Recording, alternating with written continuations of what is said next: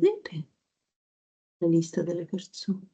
Okay, I think we can start with the today seminar. So as every other Friday, we start with the presentation of our society, the System Man and Cybernetic Society of the IEEE. The society is the Institute of is one of the Society of the Institute of Electrical and Electronic Engineering, and its scope is essentially to emphasize the three aspects of system, human machine, and cybernetics, and in particular the interaction of these three aspects. Clearly, there are many journals and magazines of the society. The fee to be enrolled in IEEE is the following, and if you are already a member of IEEE, the fee for enrolling in System Man and Cybernetic Society is just $12 or $6 if you are a student. Last year, we got an award for our activity of the Italian chapter. We also gave every year we give some awards to young researchers that have been particularly productive in their career, and we are sponsoring various conferences such as the Human Machine System, the Cognitive and Computational Aspect Conference, the Conference on Autonomous Robots, and so on. And clearly every year there is our main conference that is this year in Austria, in Vienna. This is the list of lecture series for the 2025.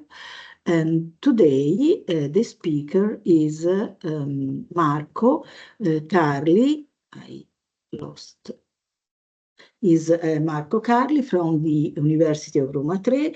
The seminar is entitled Shaping VR Experiences, and Marco is full professor of telecommunication engineering. He graduated from La Sapienza and got his PhD from the University of Tampere in Finland. He has spent a lot of period abroad, for example, in the image processing laboratory in Santa Barbara, and is a senior editor, area editor for IEEE transaction on image processing. His focus mainly, his research is in multimedia communication and multimedia quality evaluation and so on. So please, Marco, go on.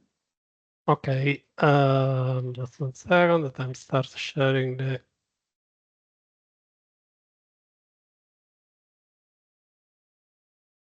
Can you see the slide? Yes, yes. Okay, thank you very much for your introduction. It's very kind of you. And thanks for inviting me to giving this talk. Please interrupt if you have any questions. I will try to be as fast and clear as possible. So the idea today was to talk about the VR experience, what we know, what we have at the moment as a state of the art in designing VR experience. So we're at Roma 3 University, just a few words. Our university is pretty young, and also not so big. We have only 33, more or less, 1,000 students, 13 departments, everything but medicine. Pretty happy about that. And personally, we are working on with my group at Roma 3. We are engineers, and we are working on mobile communication, digital image and video processing, multimedia quality assessment is the topic that we are talking today. And then there is another field that is related to security, that is security and safety. So all the slides that I will show you today is the result of a long work that is going on since years. So it would not be possible to be done alone, for sure. So I'd like to thank these colleagues that are unfortunately left. They are part of them, they're in Padua, and others are in Rome. So Federica, Sara, Anna, and Erika. Let's talk about metaverse. Who has a definition of metaverse? Unfortunately, I cannot see you. So if you want to open your cam, maybe we can start having some interaction. Otherwise, I'll start asking to people, Giuseppe, what's according to you metaverse? Can you give your definition? You have to unmute yourself. Okay. That's a difficult question. So the metaverse is something that is in the cyber world, let's say, in which I think you have a kind of avatar probably, and you can move in this metaverse to perform several tasks, I think, also connect with people, explore another world, something like that. Thanks. Laura?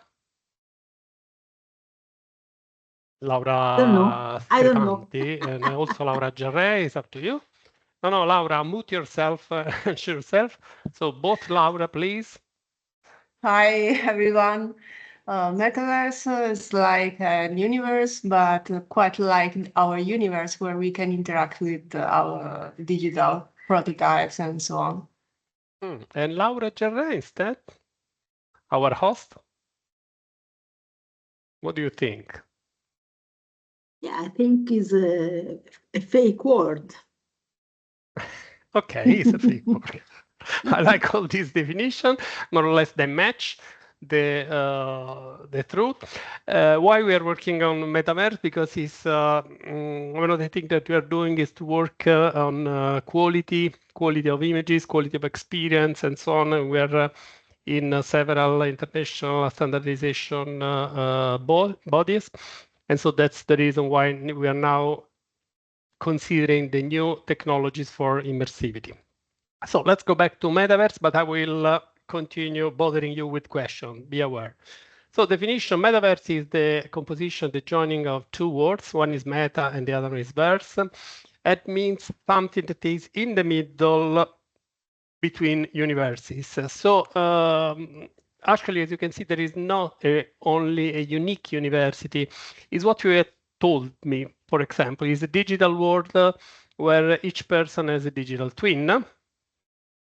This word parallel should raise some questions anyway. And but what is important, at least in the design, is that is a place where we can create a relationship like all the social media, social world, and so on. But we can also do some premises and buy and sell goods, and this is something different from what we now. Is a place where we can work together. So it's also a place to work together.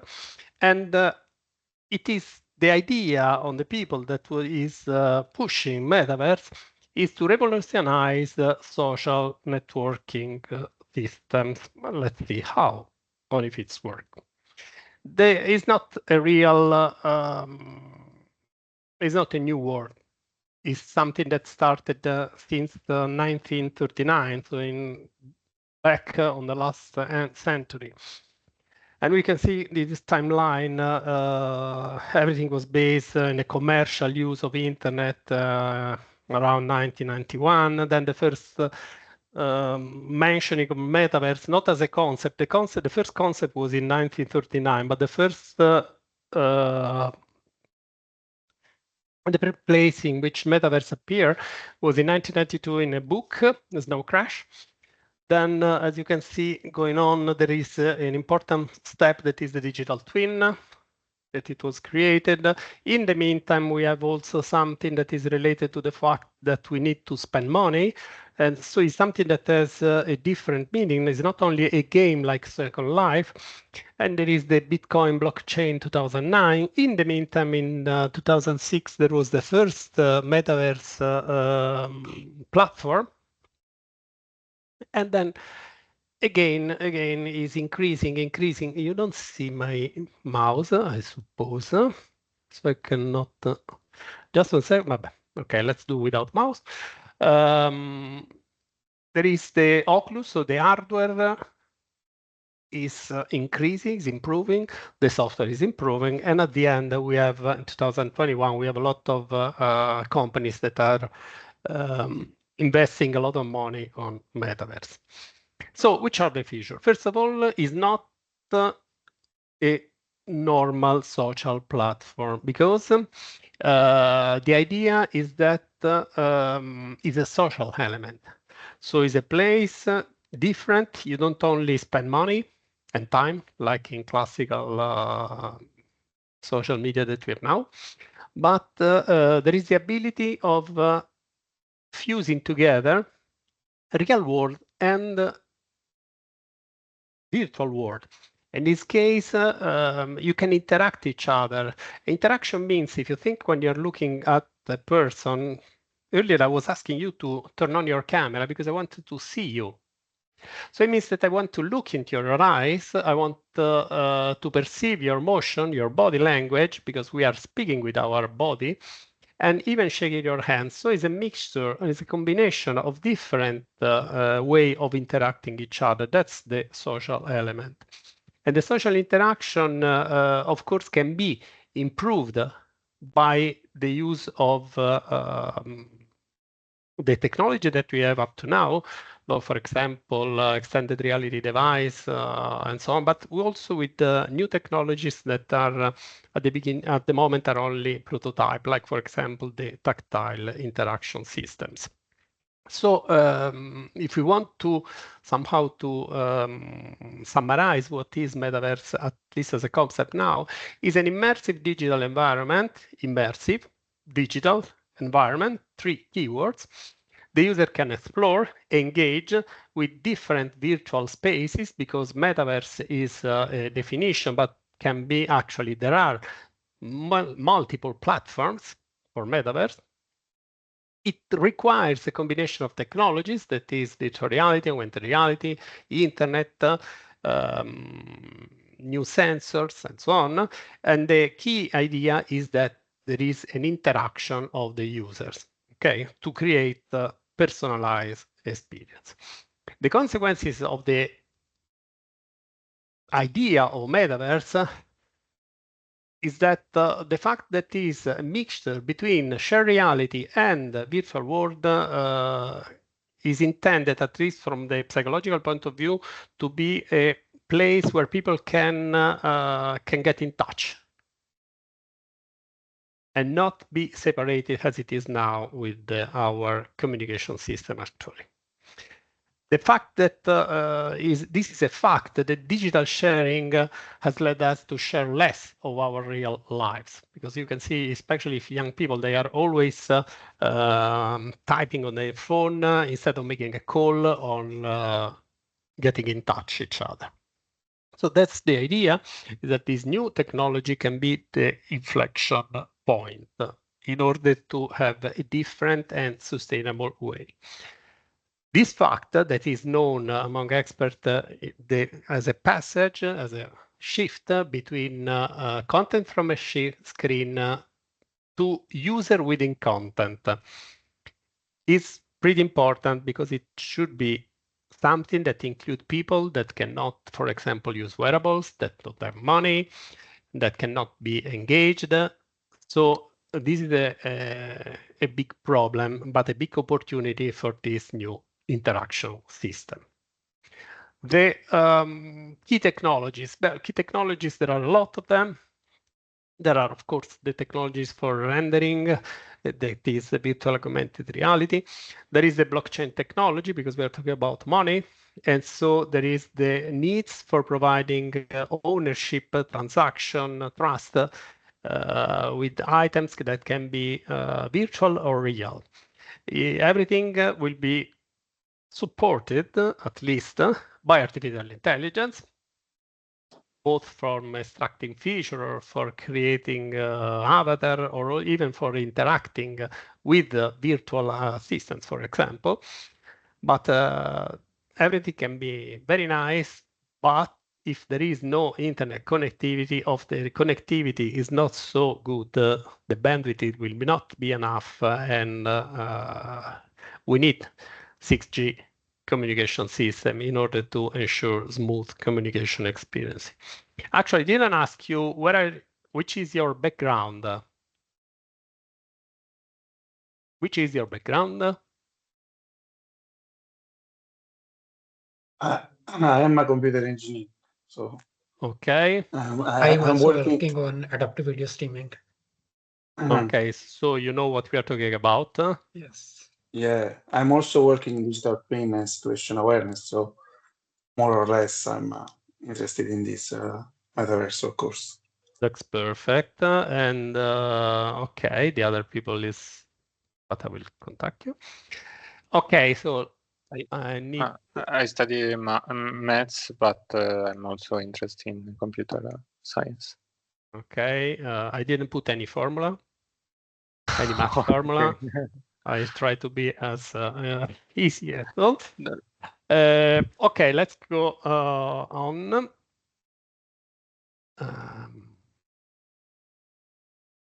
Okay, so which are the current applications?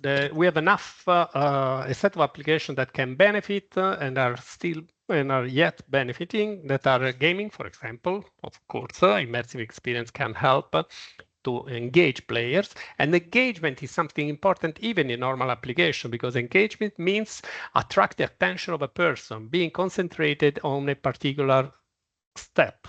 And this is pretty important. Virtual conferences, of course, is what we are using now, so it can only be better.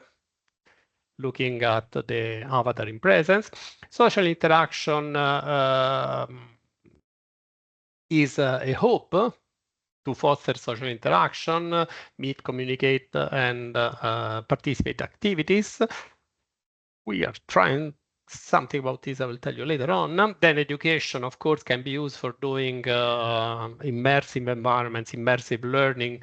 And instead of talking about a church that is Santa Maria Antigua in Rome, I can show you inside Santa Maria Antigua, the church. I can give a lesson inside the church, and everybody, even from remote, will be there. So the sense is completely different. And even if you don't trust me, the first thing that is going on is the real estate market. There are real estate professionals that are exploring virtual property transaction, and they're selling space in the metaverse. So this is a nice thing. Okay, in honor of our host, that is something related to robotics automatics, I will be quite fast, but I will show how the metaverse can interact with robotics and automatics. So please forgive me if I'm saying something wrong about the history and evolution of robotics. But at the beginning was ancient automata, and it was mechanical device to perform a single step. Then we have enough advancement, creation industrial robot for manufacturing. We have collaborate robots, cobots, and so on. And everything is thanks to sensors that are gathering information about environment. It is important. There are actuators that somehow are performing tasks and interact with the environment. I'm putting some emphasis on this word because it's the same of what we want to do in metaverse. They are controlled for managing the function of the automatic system. Of course, they can exploit some software or artificial intelligence-based algorithm. The current state of the art, everybody is aware of. We have autonomous vehicle, we have drone, we are manufacturing robots, we are many others that even I don't know. So which is the intersection of metaverse and robotics? Of course, the digital twin concept. It means that I can have a virtual replica of a physical system for real-time monitoring and control. I can have enhanced simulation, and I can have advanced training, advanced experimentation. I can have real-time monitoring, continuous real-time training. And also they are studying optimizing robotic system in the metaverse, exploiting the metaverse. The remote surgery is something that has been tried, is going on. And working in the metaverse, we are doing with a hospital that is here in Rome some tests for physiotherapists. So after surgery, we are using the metaverse for improving the rehabilitation process of patients, real patients in the metaverse. They see in their avatars working on, and there are doctors behind that can check. So there are many collaborative innovations that can be done, virtual maintenance support, collaborative design, but everything will have some issues, and I hope that these issues are pretty clear to the people that is designing this system. First of all, the interoperability means that we have different platforms, and different platforms must be considered when designing a metaverse-based application. The security. Security, we will talk about this briefly, but data security is one of the biggest problem in the metaverse, because we need to somehow to find a way to keep high the trust in the metaverse and in the related robotic system. But it's not so easy. Another thing that is a challenge for people that is working on this field from the robotic point of view is the simulation. That creating a realistic simulation is a challenge, and even if it seems that is working in the metaverse, but is a digital twin, it should really work also in the real place, and it should be not sensitive to security attacks.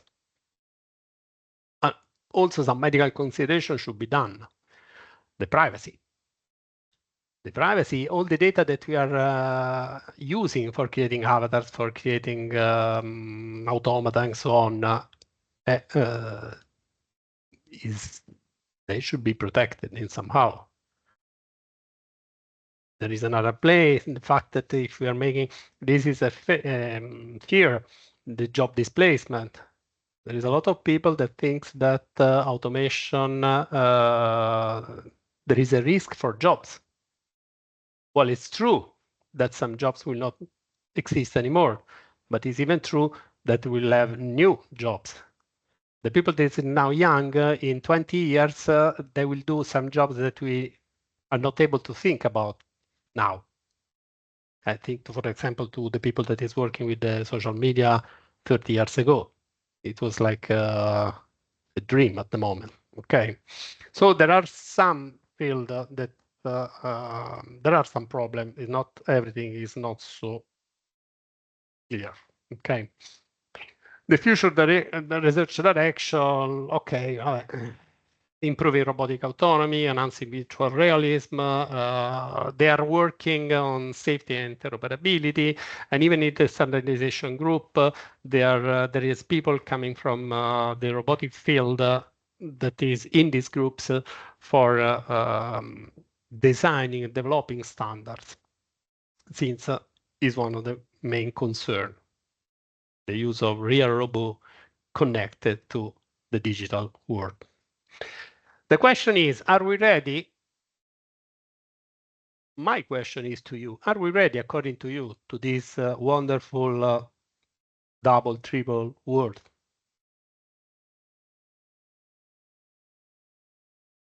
Graziana?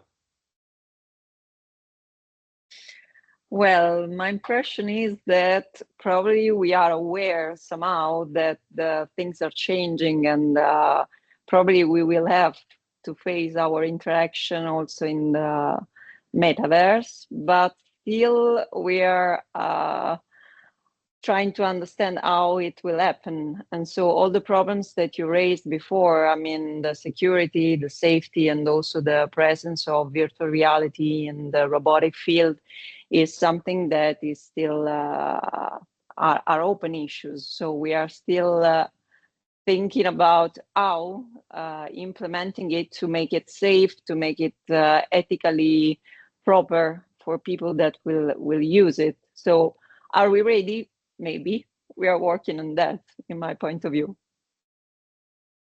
Okay.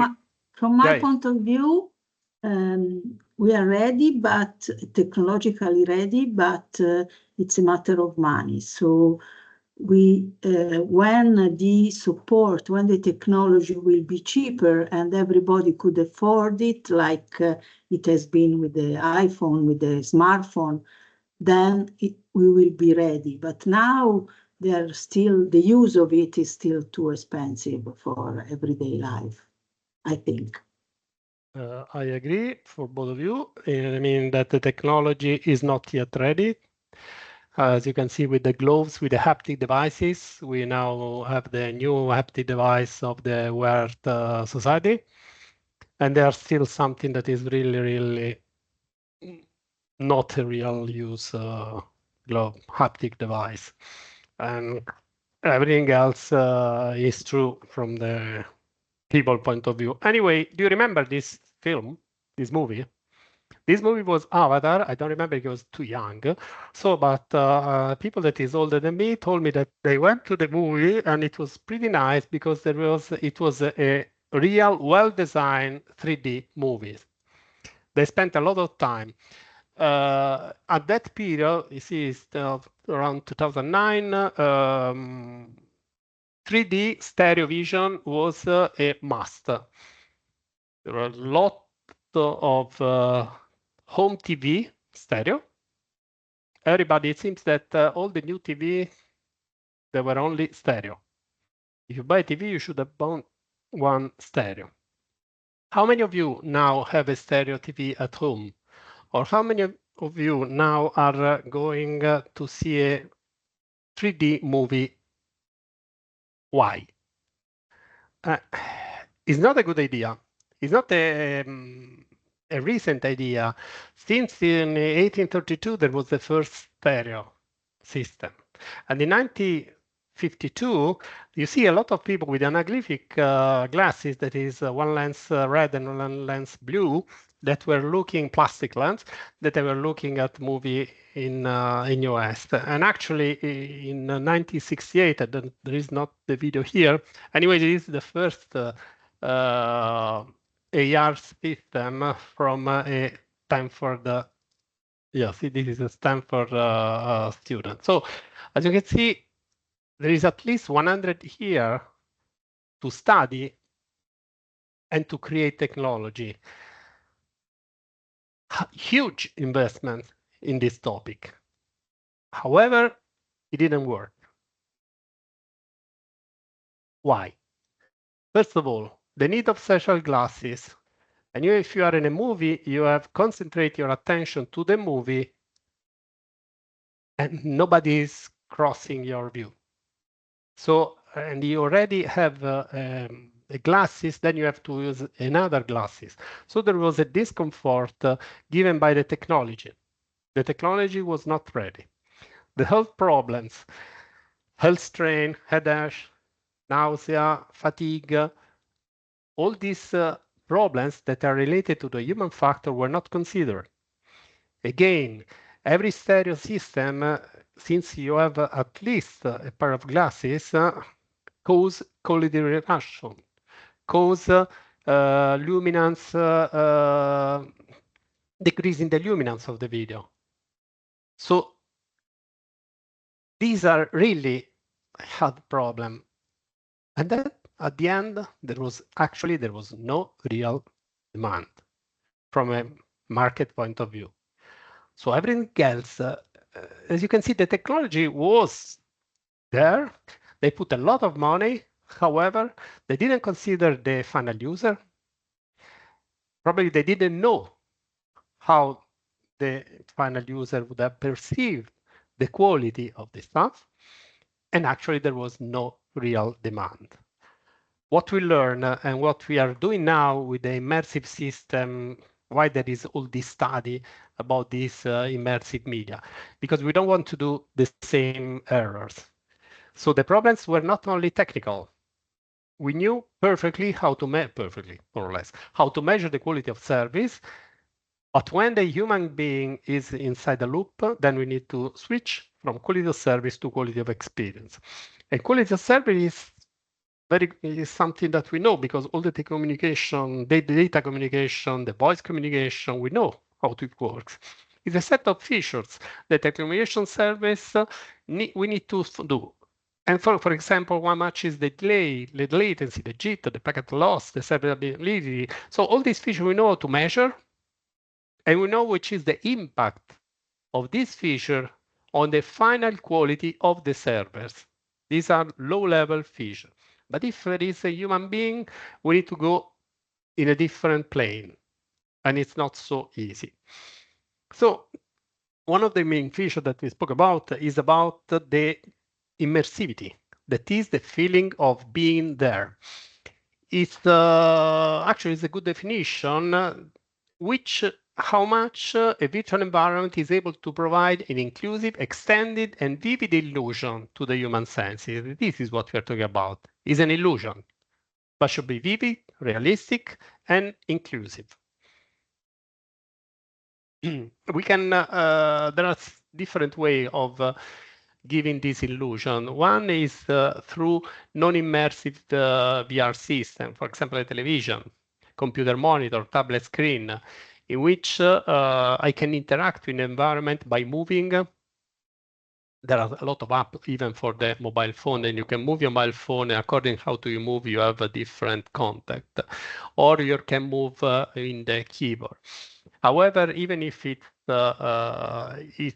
towards the immersivity, there is a limited possibility to interact with the environment. That is one of the most important things. Immersive media is something different. Immersive media is something which you are really immersed. And here there is the classical scheming, which we are going from virtual reality up to mixed reality. Virtual reality, you see that the guy is immersed in a world, and actually is working while staying still, because he's in the same location. This is the platform in which there are some moving objects, and even if it's walking, is always staying in the same location. And on the other side, there is this augmented reality system in which you see a virtual objects in the real world. So this is augmented reality.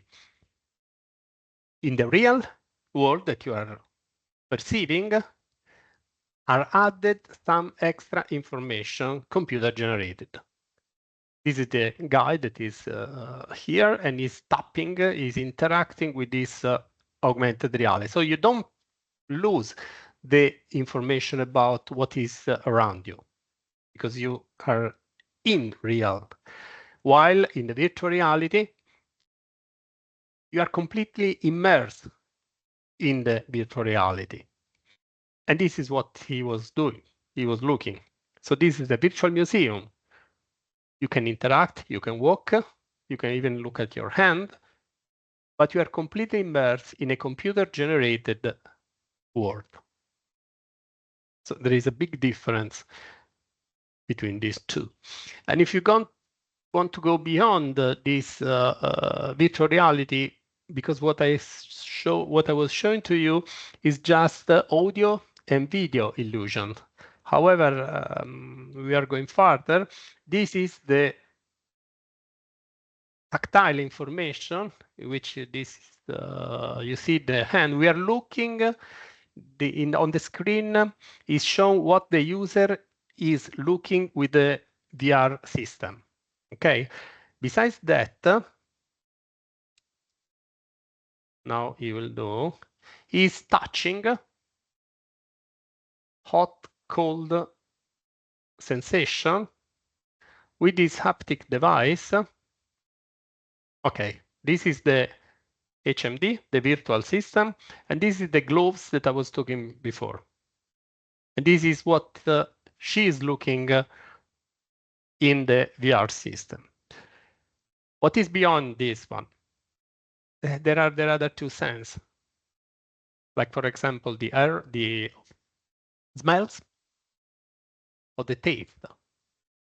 There is a company that is doing some fake taste, some fake tasting system that can release different tastes. And there is another company, no, more than one, that are releasing smell generators that you can, from remote, you can interact with. We are going beyond this. Virtual reality is not necessarily an imitation of the real world, and it's a way to immerse yourself in this world. The first system was done in 1962, real one. It was a stereoscopic colored screen, a fan, odor emitter, stereo sound system, motorized chair. As you can see, there is vision, odors, fan, this kind of sensation, motorized chair. And the experience was guiding a motorbike in New York. They recorded everything while driving a real motorbike, and then they were repeating the same feeling with this Sensoram machine. And what was nice was, for example, that they were stopping behind a bus and there was the smell of exhaust chemicals, or they were approaching a bar that was selling pizza and there was the smell of pizza. Don't ask me what was the smell of pizza in New York at the time, but anyway, this is the idea. It had a big success. In 1995, we have something similar that was a console that only generated two colors, red and black, and was trying to port in the virtual world games that were already well known, like 3D Tetris, pinball, golf. And they say that the console could have been like a portable one. However, it was so big, and so if you can see my hand, it was not portable at all. It could produce only two colors, and this is the big error. The prolonged use caused nausea, visual disturbance, and so on. And after 1 hour of playing, then many young people went to the hospital. And this created a concern in parents that were blocking the sales of this equipment. So this was wrong, both from a technology point of view and from a market point of view. This is an example of unsuccess. This guy is pretty famous. Who knows this guy? Nobody? Anyway, genuinely. He created Second Life, and is the first example of a second world, like kind of metaverse. It was so real that in US there was a trial against a man that had married an avatar in the Second Life. The real wife discovered this fact and he cited the guy, and at the end she won the process. She won because the judge said that the relationship in the Second Life was against the relationship in the real life. So, and also he did something like that is the Kinect, another way of giving interactivity. The big difference between the Second Life and Kinect, I don't know if you play, is this one, that in this case, you see, you are real, you are playing real. And you see yourself as an avatar in the game. While here, you don't see yourself as an avatar. You see avatar that have been created. So the big difference is that in this case is passive. In this case, you are somehow depicted inside the game and is an advance towards the reality. Of course, there is someone that is doing this stuff pretty serious, like for example in the NASA, which there are mission specialists that are creating with quite heavy and different, but strictly very, very precise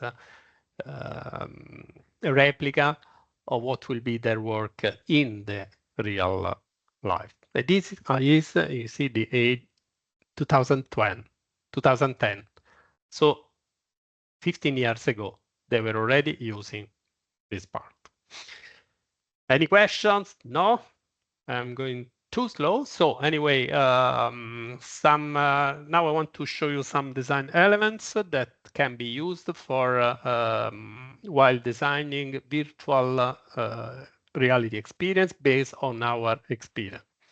So first of all, the application should be planned very well because it requires acquisition, rendering, communication, security, and you should consider the human factor.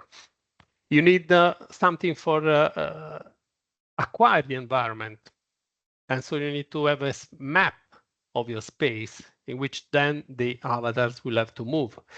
If you want to that a person will appear, it means that you have to acquire this person.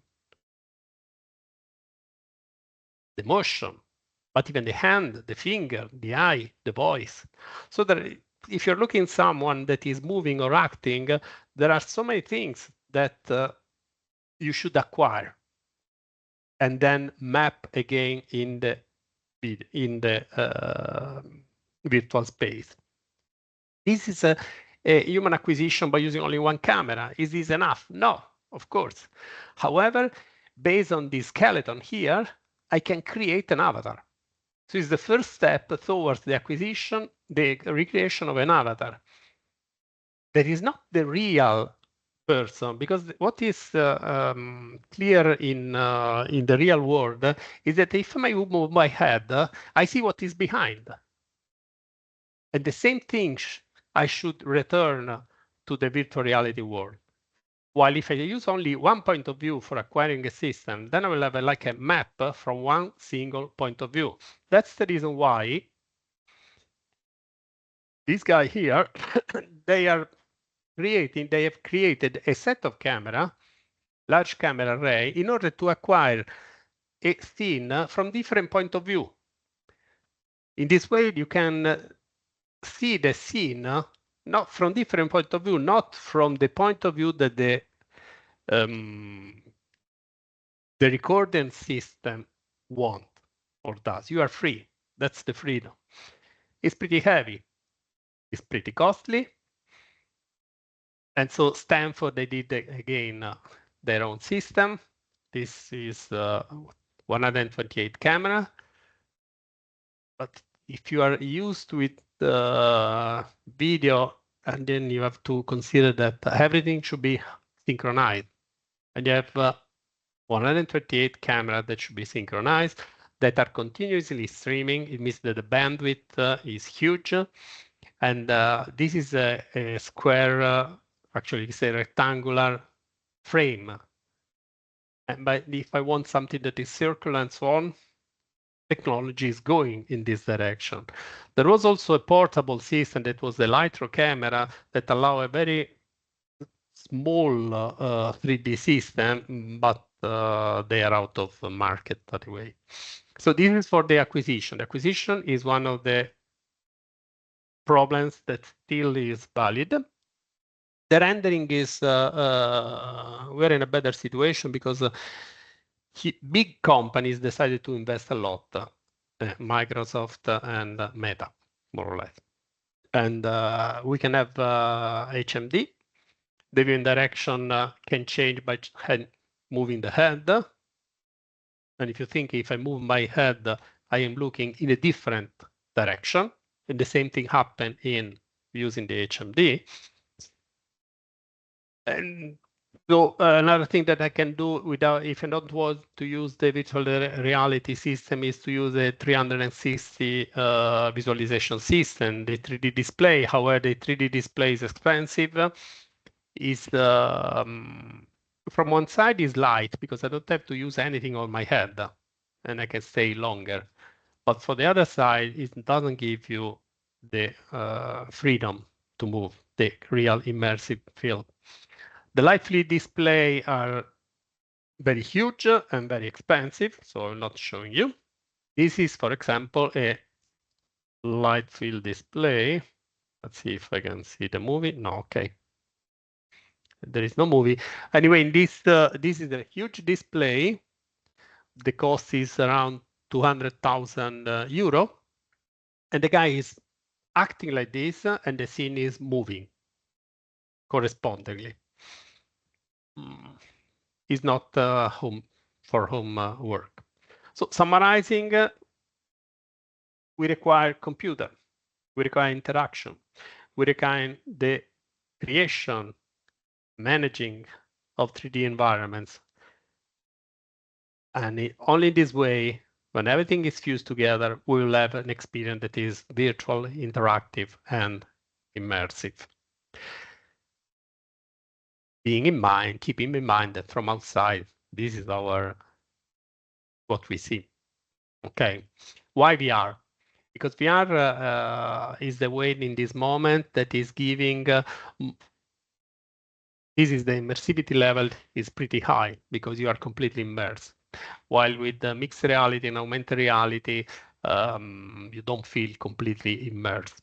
It's also true that the user interaction at the moment with VR is not so high, while of course it is higher in augmented reality system. And as you can see, this is the headset sale forecast is going now up, and the augmented reality headset is not so high. This was a forecast, is more linear than a quadratic curve. While the virtual reality is increasing, is no more linear, is going towards a quadratic curve. So it is increasing a lot. Challenges, there are a lot. There are safety, technologically, and human in the loop. Do you have any questions?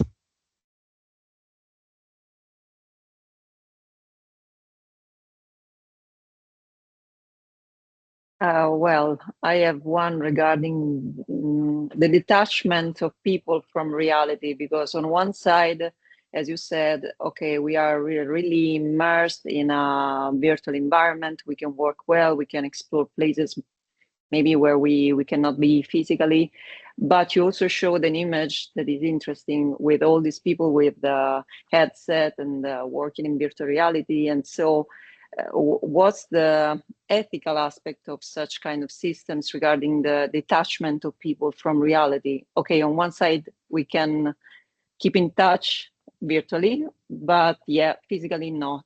What's the situation technologically and also in the research with this respect? I can tell you what is going on now.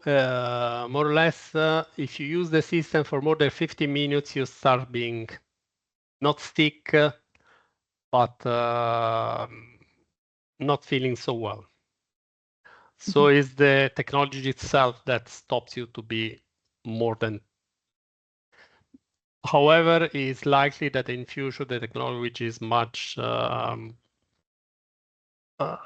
light and precise. But the problem is still there, because you're right.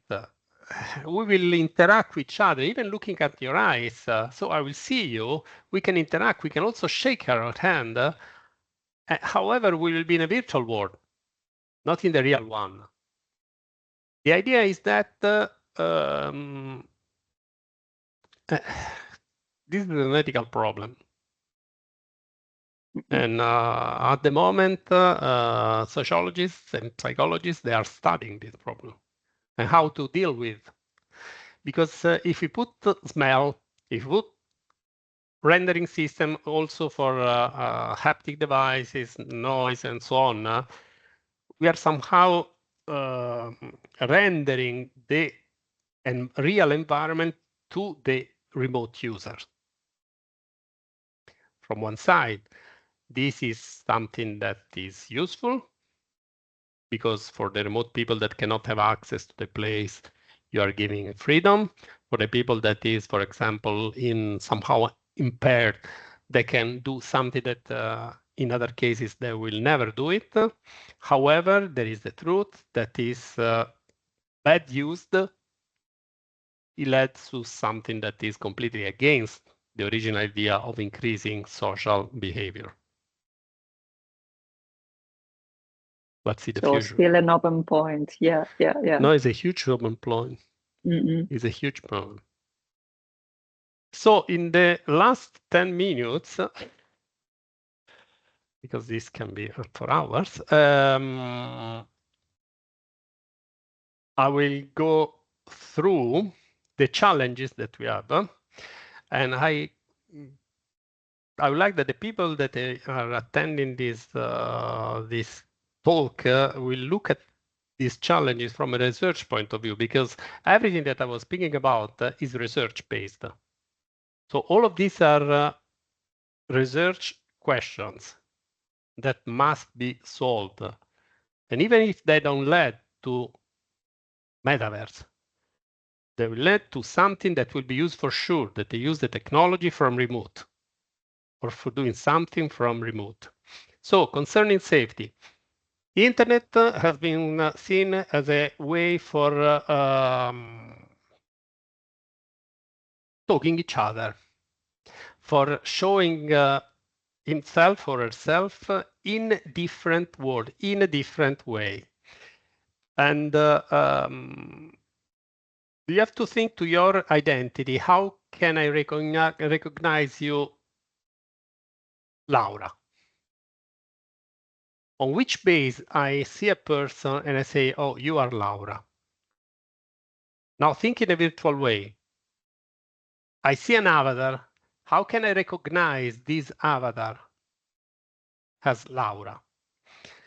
Millennials and Generation Z are used to create a customized avatar because they have done in with a lot of application with their mobile phones. What we see is that in professional scenario, usually people creating a digital twin, they create something that is almost a copy of the real person, because I think that it is important to be recognized, glasses, dress, and so on. However, in many others, there is, especially the young people, they can change colors of hair, style, skin colors. They can transform themselves as a robot, in animals. Is completely free. However, these elements, this appearance, correspond to a person.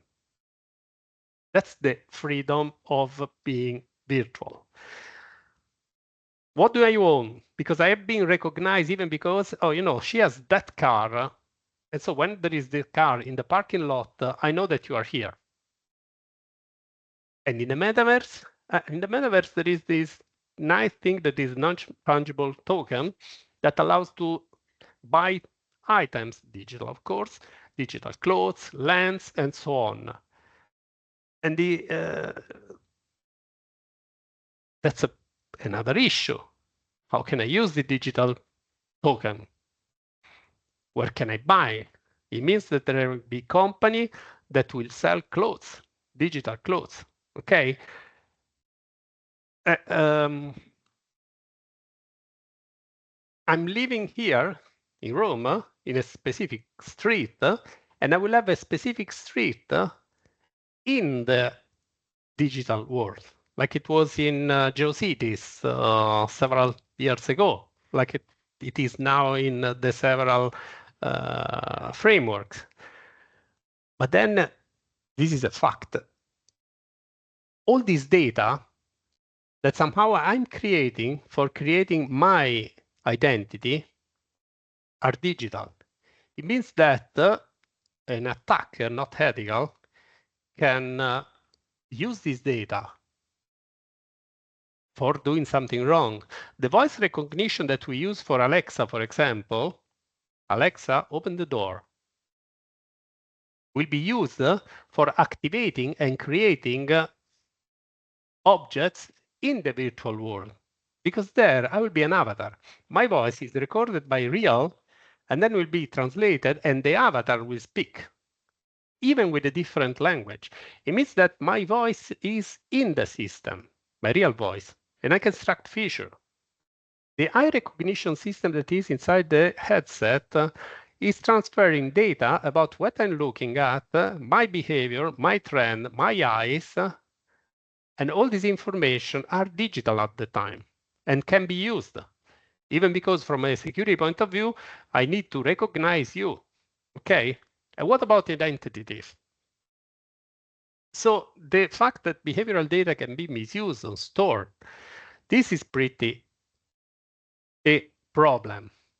And even at the legislative level, government level, they are studying this problem, trying to cope with, because otherwise the trustness in the virtual system will not be high, and then it will be still only a game. That's a real problem.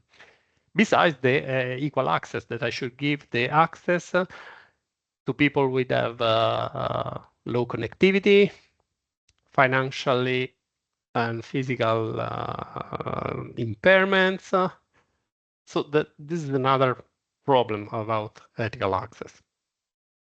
So, and I really, the 3 slides that you saw now were a summary of 2 hours of talk about the security aspects and the impact of what can happen in the real world. Because everything will be digital. And nobody can tell you that someone is not recording how you move, what you move, who are interacting with in the internet-based world. Okay. Well, I think I will stop here, even if I have a bunch of slides more. Any question?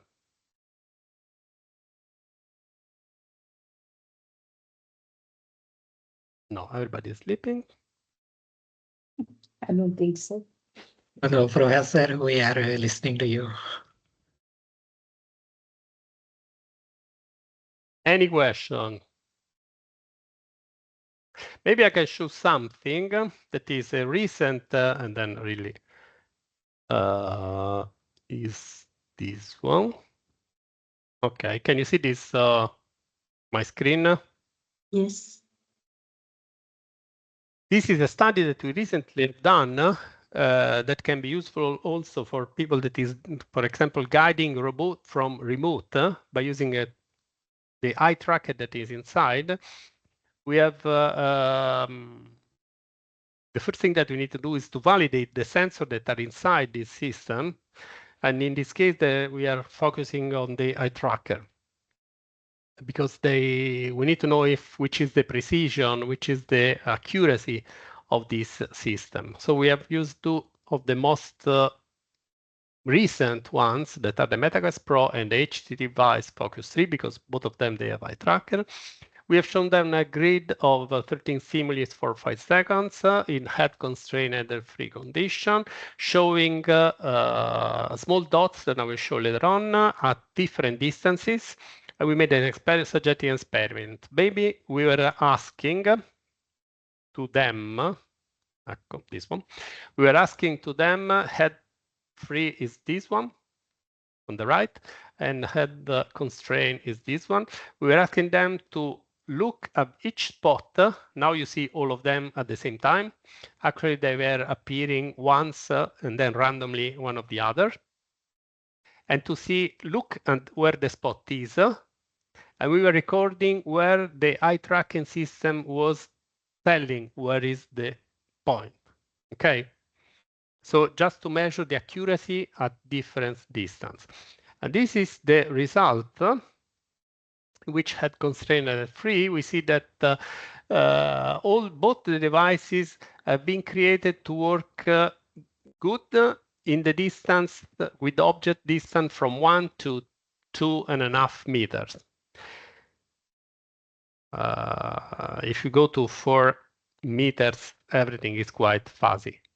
So it means that the peripheral view of these devices should be considered. If I have to drive a robot, I need to put the robot in the center and in that range of distance. Otherwise, what I will see does not correspond to the real position of the robot. And another thing that, okay, yes, the Meta is more accurate than the Vive. This is true. This is the pattern that we are using. But so the spatial accuracy is good for MetaQuest Pro is better than HTTP. However, the HTTP has a spatial precision values higher. But that's it. It was just this one, because if you need to use these devices, you need to know they are still not perfect, even if huge quantum leap have been done. This concludes my presentation. Thank you very much for listening to me. I don't know if just some quick questions before Marco goes to his class. If any. Okay, Mario, go. Good afternoon. Thanks. Can you hear me? Yes. Thank you for the talk. My question is, I'm currently attending a course on situation awareness with Prof. Daniele, and my question is, I'm interested in the uses of augmented reality in the field in systems that support situation awareness, because we know that in a system like this, we have the problem with which there are many information that the operator has to look at. For example, when the operator has to see a dashboard.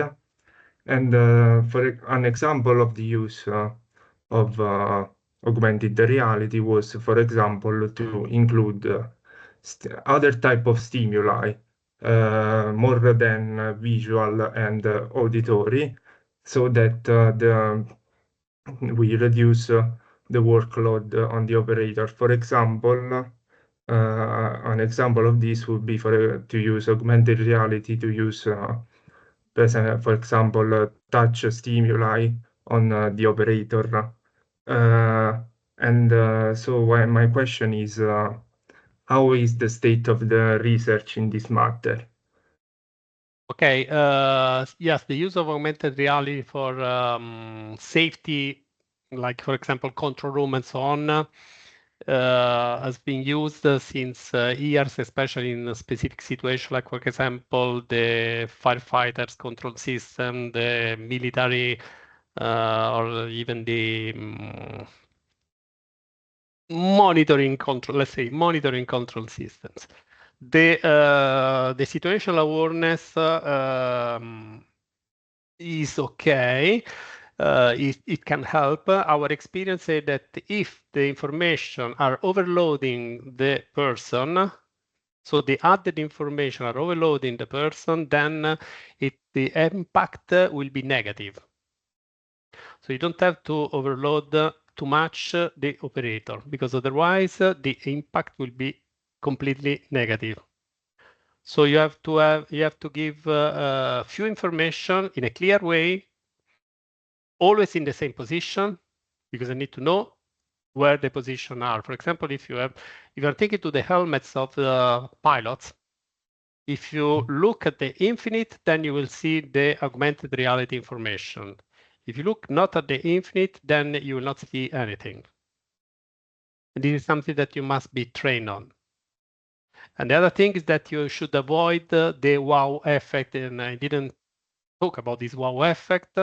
That is the fact that at the beginning, people is distracted because they are looking at the novelty rather than understanding how to use it and what to use it. And so in particular safety situation, it's something that should not be.